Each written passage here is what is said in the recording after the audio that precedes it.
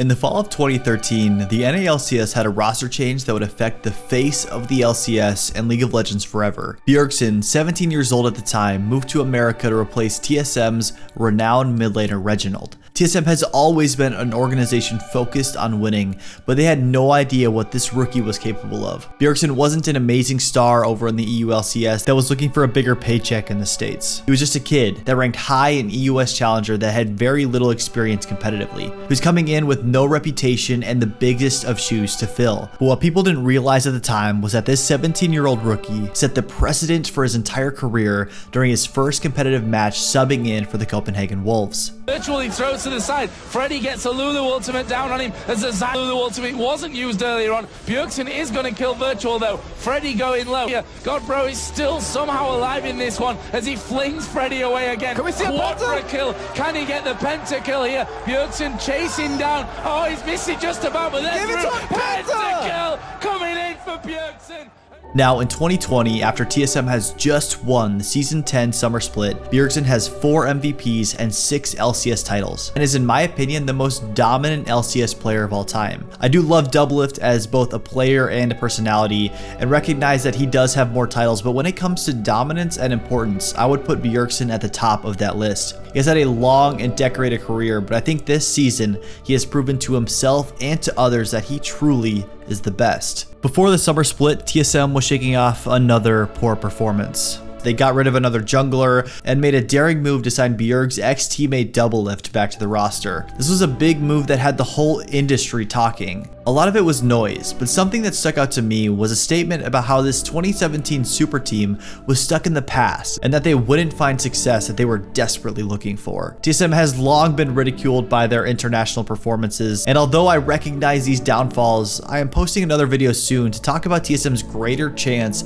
at international success after the season. But I want to focus on one thing, and that is Bjerg's overwhelming dominance and mastery in the mid lane. I'm aware that other world-class mid laners exist like Faker, Crown, Chovy, and Showmaker, and those are only the Korean ones. But in North America, we have seen that no one has mastered his role and adapted to the meta as much as Bjerg has. Now was pushed in, then Darius gets a big wave.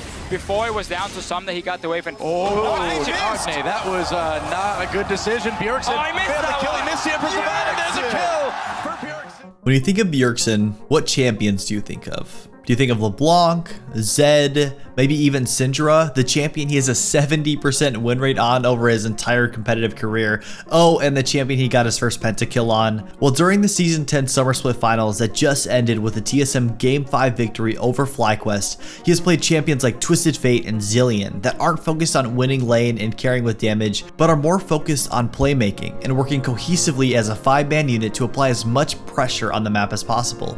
He might not get a flashy solo kill on Twisted Fate, but he's going to help with top and give Broken Blade the help and resources he needs to do his part in the game.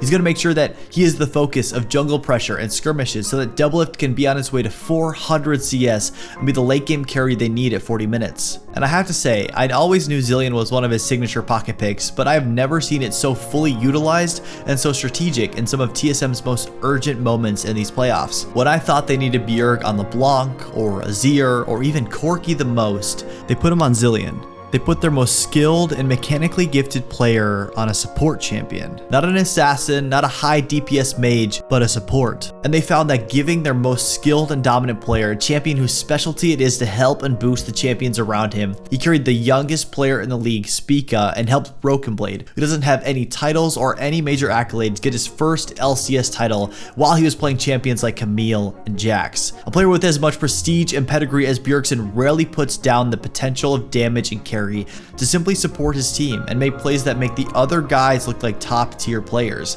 which they obviously are, but there's no doubt that Bjergsen is the star and leader of this fresh and innovative TSM team.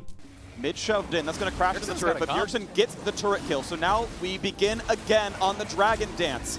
And of course, you burn the Elder Soul while hitting the Elder itself, so you don't always get everything you want. There's the flash. There's the Doublelift. They try to catch him. With Fate's Call, they catch him. This could be the kill, but you got to be careful of the re-engage from Hanser there as well. Is it going to be enough as the revives come through? Damonte knocks down Bjergsen, and they're going to find a second Broken super team so far. Broken Blade running over this game right now. Closer gonna be next. He tries to journey away. It's not gonna be enough.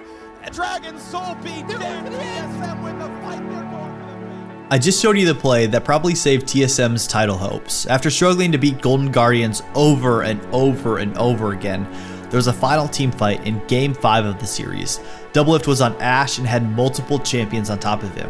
Bjergsen was on his signature Zillion and knew that in order to win the fight, he had to put his ultimate down on Doublelift, which would revive him with a lot of HP and mana if he were to die in the next 7 seconds. The only problem was that Doublelift was kiting to bot lane, not to Bjergsen. This was a fatal error that almost cost TSM everything that they are currently celebrating, but instead of letting the worst happen, Bjerg took it upon himself to flash over that wall and drop his ultimate on Doublelift. You know the rest. They won the team fight, they won the game, they won the series. But if anyone says that Bjergsen isn't clutch or that he doesn't have ice in his veins, I will point them to this clip. They should have been tilted, scared, maybe even nervous about what would happen if they lost this game, but we saw the clear thinking that comes with time, experience, and mastery and ended up winning them the game.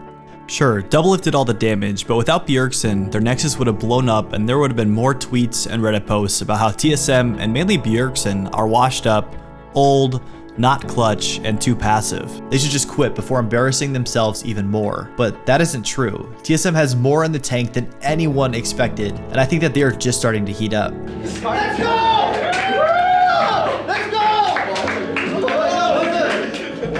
Start technology, get away! Let's go!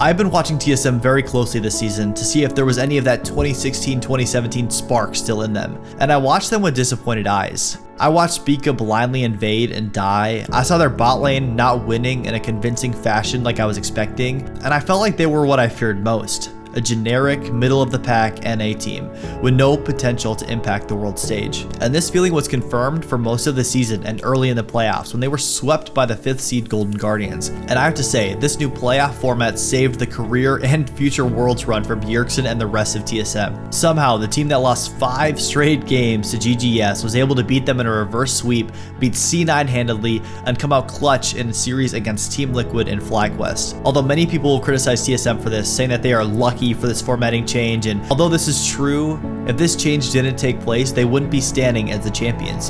But it is hard to deny the fact that they deserve it. When you compare them to the other top teams in NA, like every single top team, Golden Guardians, Cloud9, Team Liquid, and FlyQuest, all of the other top teams in North America, TSM beat them all. Not just 1 or 2 to get to the trophy. They fought against every single notable team in North America for that trophy and the first seed to Worlds. They didn't get a straight shot to the finals, but they proved themselves to be the most clutch team that North America has to offer at this time, winning in 3 Game 5s. There were different drafts, playstyles, strategies, but the one thing that was consistent in every single game was the mind and skill of Bjergsen at play.